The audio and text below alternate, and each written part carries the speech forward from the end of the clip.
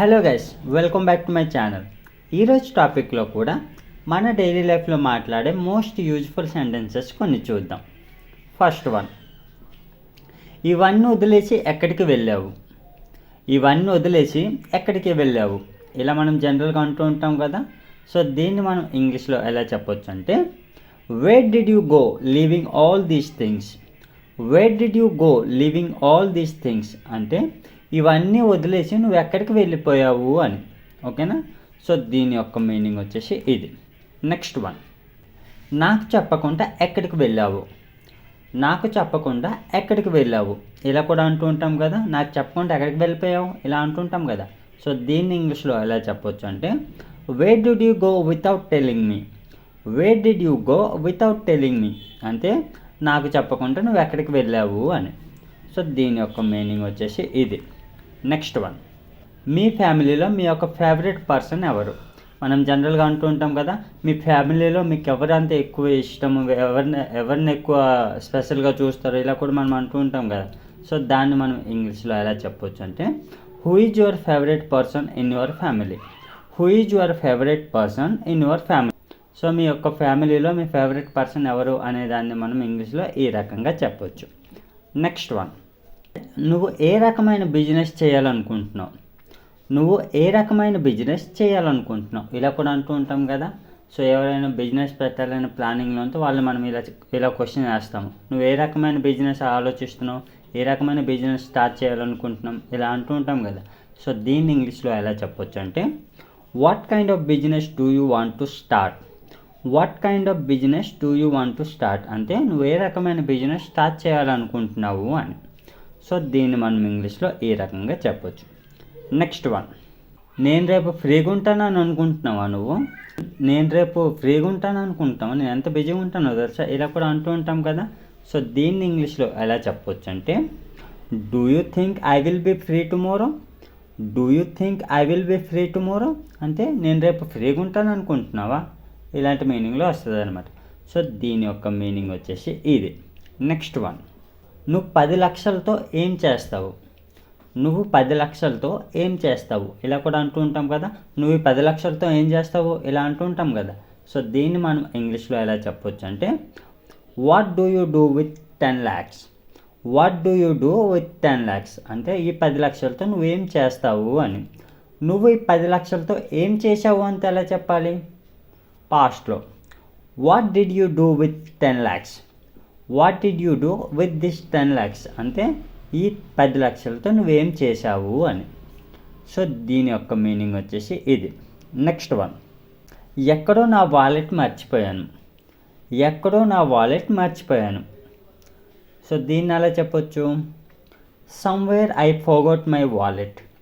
Somewhere I forgot my wallet అంటే ఎక్కడో నా వాలెట్ మర్చిపోయాను అని. సో దీని యొక్క మీనింగ్ వచ్చేసి ఇది. నెక్స్ట్ వన్, ఆ సబ్జెక్ట్ మీద ఆమెకు ఏమి నాలెడ్జ్ లేదు. ఆ సబ్జెక్ట్ మీద ఆమెకు ఏ నాలెడ్జ్ లేదు. దీన్ని మనం జనరల్గా మనం ఇలా అంటుంటాం కదా, అతనికి దాని మీద ఏ అవగాహన లేదు, ఏ నాలెడ్జ్ లేదు ఇలా అంటుంటాం కదా. సో దీన్ని మనం ఇంగ్లీష్లో ఎలా చెప్పొచ్చు అంటే, she doesn't have any knowledge on that subject. She doesn't have any knowledge on that subject అంటే ఆ సబ్జెక్ట్ పైన ఆమెకు ఏ నాలెడ్జ్ లేదు అని. సో దీని యొక్క మీనింగ్ వచ్చేసి ఇది. నెక్స్ట్ వన్, నేను అక్కడ రేపు 6 గంటలకల్లా ఉంటాను. నేను రేపు అక్కడ 6 గంటలకల్లా ఉంటాను ఇలా కూడా అంటూ ఉంటాం కదా.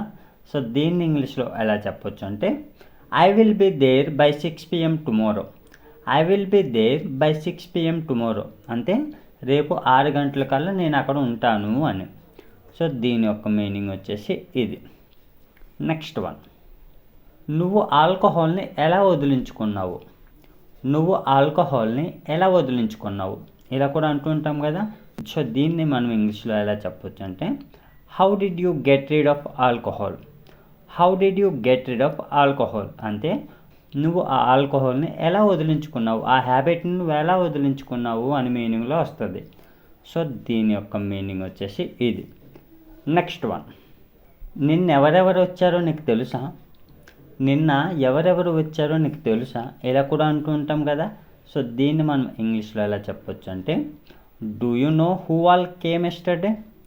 Do you know who all came yesterday అంటే నేను ఎవరెవరు వచ్చారో నీకు తెలుసా అని. సో దీని యొక్క మీనింగ్ వచ్చేసి ఇది. నెక్స్ట్ వన్, నువ్వు రేపు ఎక్కడికి వెళ్ళాలనుకుంటున్నావు. నువ్వు రేపు ఎక్కడికి వెళ్ళాలనుకుంటున్నావు, దీని ఇంగ్లీష్లో ఎలా చెప్పొచ్చు? Where do you want to go tomorrow. Where do you want to go tomorrow అంటే నువ్వు రేపు ఎక్కడికి వెళ్ళాలనుకుంటున్నావు అని. ఆమె రేపు ఎక్కడికి వెళ్ళాలనుకుంటుందంత ఎలా చెప్పొచ్చు? Same, where does she want to go tomorrow.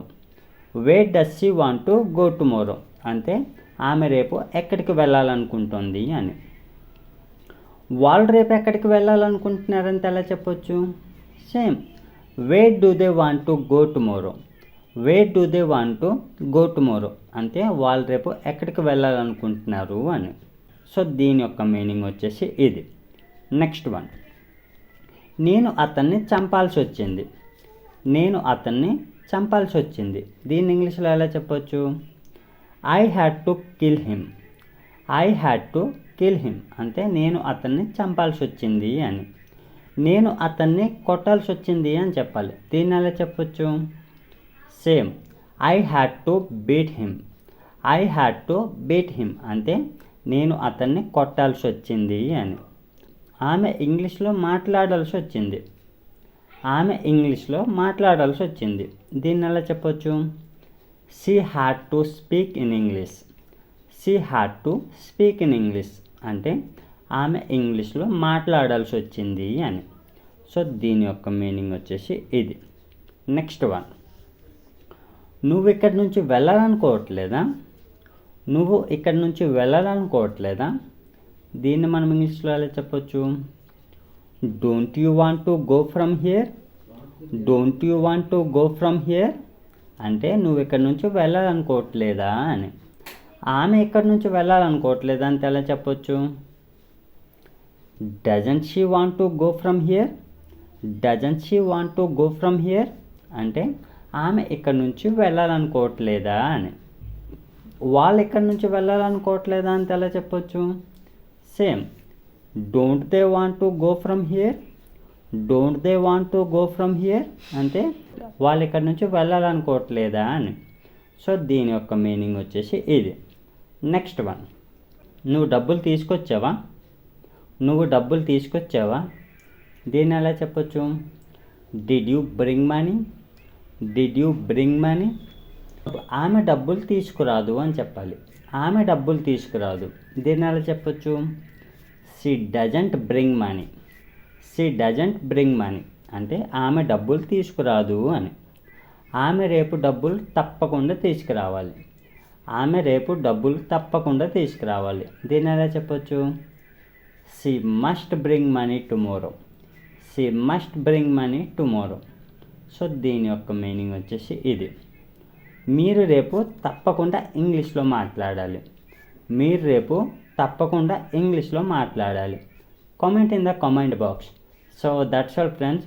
So ఇలాంటి సెంటెన్సెస్ యూస్ చేసి మన డైలీ లైఫ్లో సింపుల్గా మాట్లాడవచ్చు.